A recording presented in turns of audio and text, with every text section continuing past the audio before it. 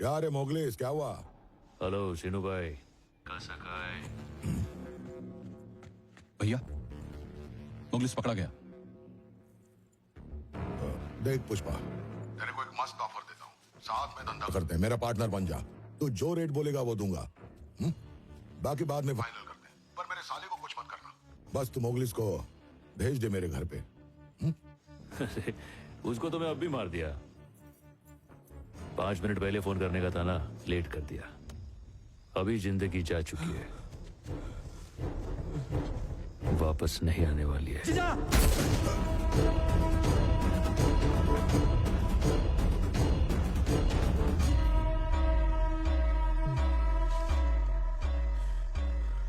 क्या भाई, सांप सूंघ गया है क्या?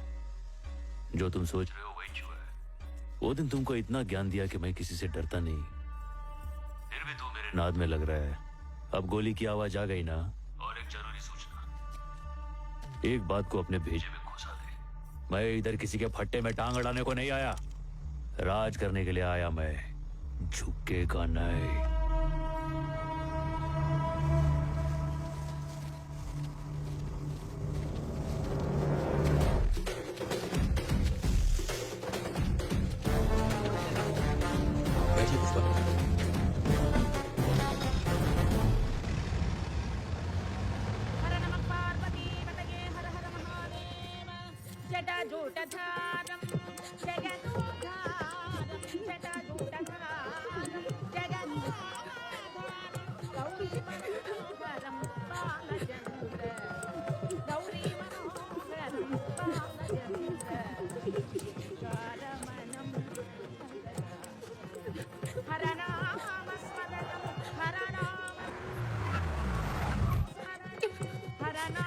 भैया, भैया मंगल तीनों आया है।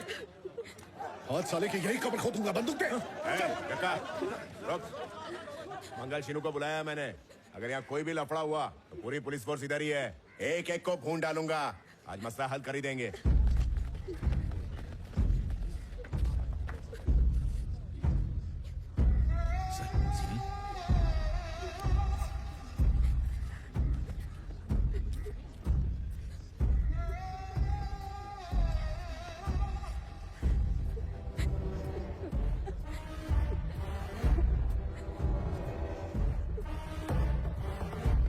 मुझे मेरे साले की लाश दे दो, मैं चला जाऊंगा। हाँ, लेके चले जाना, पर बैठ तो सही। सिंडिकेट में तो भाईचारा था ना, फिर ये दुश्मनी कैसी? ये उनसे पूछे ना, शुरुआत तो इन्होंने की थी। झूठ बोल रहा है कमीना, इसने शुरुआत की दुश्मनी की। जक्का, शांत हो जा। सीधा जाके मुर्गन को माल बेचने की क्या जरूरत थी? जवाब दो, सीनू भाई के पीठ पीछे इन्होंने ऐसा क्यों किया? क्या रे, सिंडिकेट के कुछ नियम है, उसूल है, फिर क्या को ऐसा किया?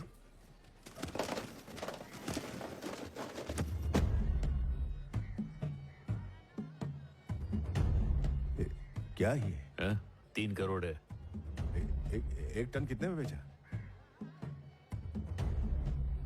1.5 करोड़ में। शीनू, ये सब सच है? एमएलए साहब, मैं हिसाब बाद में दे दूंगा, लेकिन क्या रे, पहले तूने मेरे साले को धोखे से मार दिया और अब सबको भड़का रहा। मैंने तेरे साले को नहीं मारा, समझा? मैंने कोंडा रेड्डी के खूनी को मारा है। और कोई छुरा लेके चक्का भाई पे हमला करेगा तो मैं शांत बैठेगा? मौका मिलते ही गोली मार के उसका खोपड़ा खोल दिया। यही बटोक देता हूं। मेरे को तो लगता है जीजा और साला दोनों एक ही बिरादरी के। हाँ ना, डरता हूँ क्या मैं? हरकत कर रहा है, क्या देख रहा है खड़ा खड़ा? तू समझा ना अपने भाई को? एमएलए साहब, मेरे साले को मारने से पहले इसने फोन पर मेरे से बात की थी, फिर भी मार डाला। मेरी तरह तूने भी तो 5 मिनट लेट फोन किया होगा ना, तभी तो इतना बड़ा नुकसान हुआ।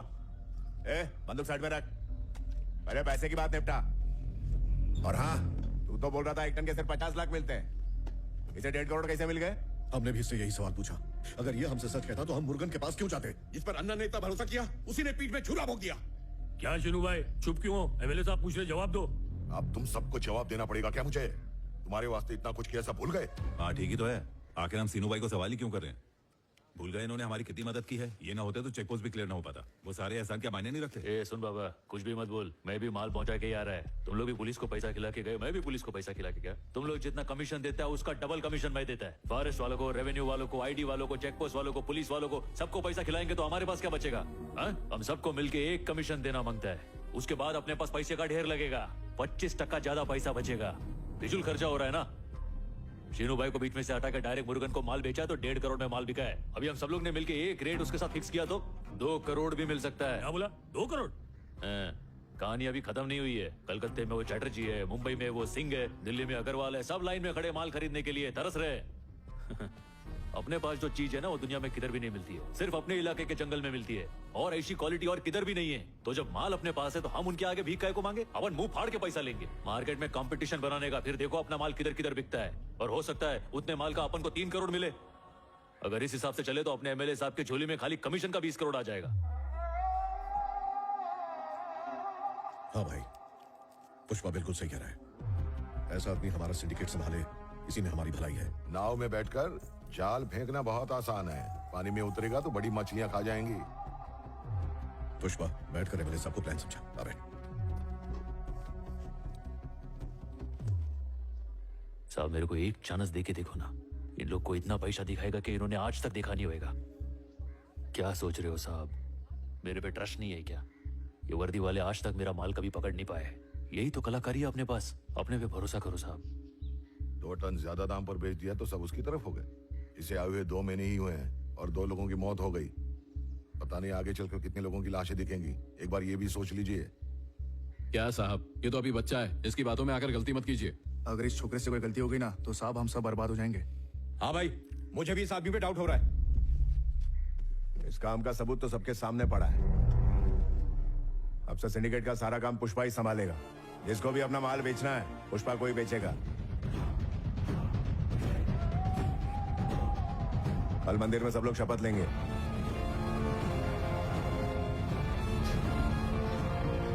ऐसे गाड़ी में रखवा दे।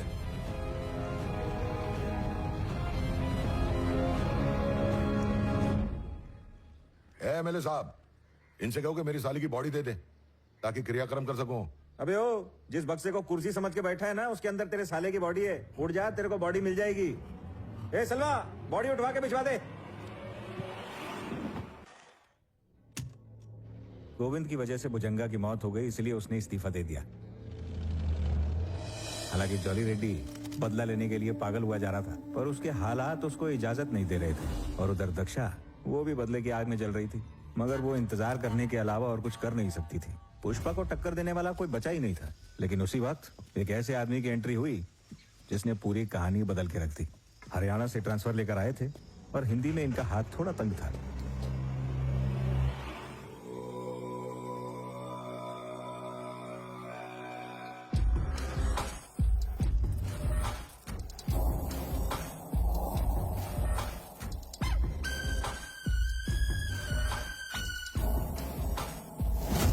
भंवर सिंह शेखावत एक ऐसा भंवर था जिसमें अच्छे अच्छे उलझने वाले थे।